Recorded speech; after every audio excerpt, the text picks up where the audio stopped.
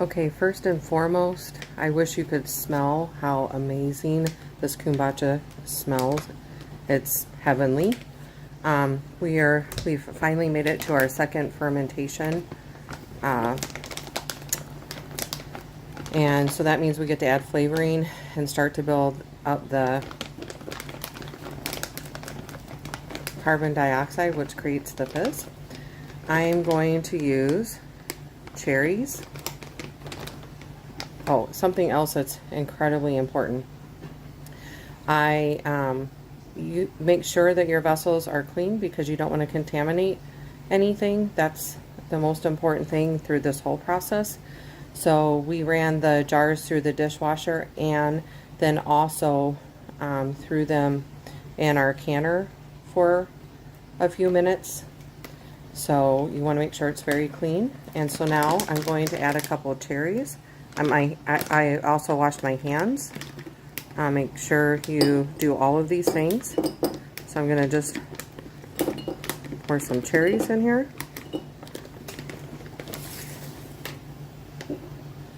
I'm going to add some almond extract.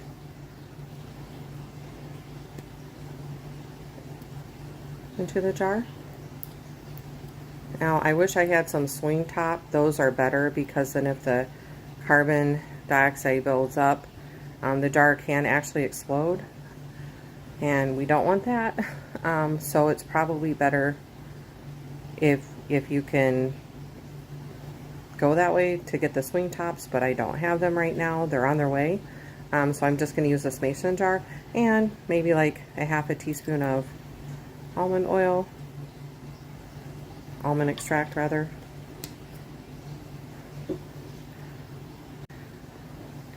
Now I'm going to add some sugar into this.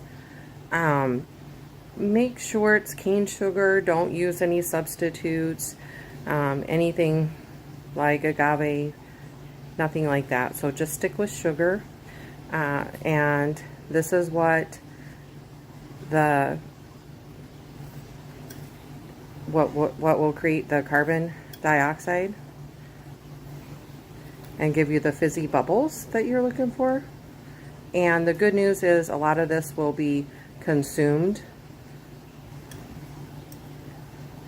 as this ferments.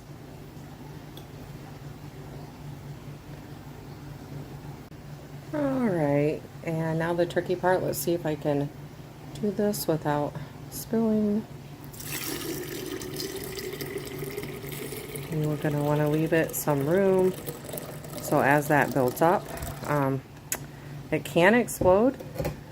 So I could probably fill it up a little bit more. So I'm going to pull this back. Probably want to keep it just underneath that rim there. I don't know. Let me scooch it back so you can see. Hard to do all this and film at the same time. Okay, so I'm going to pause that for a minute. Okay, I'm going to put the lid on top, and again, I'll remind you that everything needs to be cleaned. So make sure that you drop that in some hot water for even just a few seconds, and then you're going to put your lid on top. And look at the color now. You should see this kind of clear up as it processes for a couple of days, and we'll come back and check it out.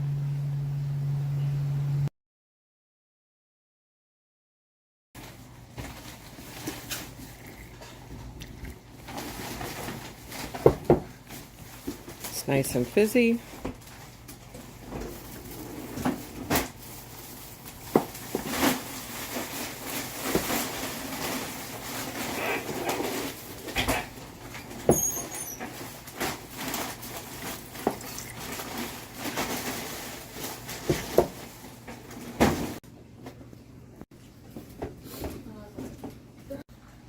Okay, so the end of making kombucha, so I'm going to go ahead and try it. A little bit of a remnant left here in one of the jars.